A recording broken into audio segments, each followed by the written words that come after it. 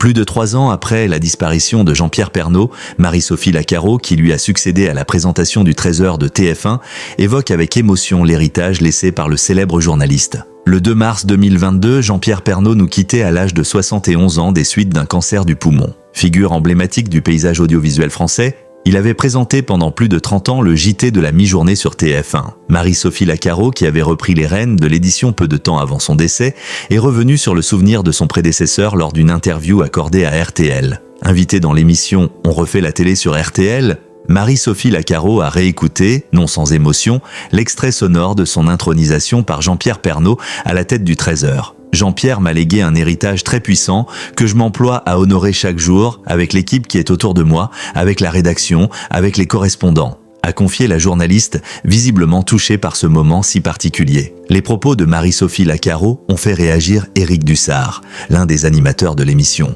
On sent à votre émotion que son âme est toujours là, qu'elle plane toujours sur le Trésor. Une remarque approuvée par la présentatrice ?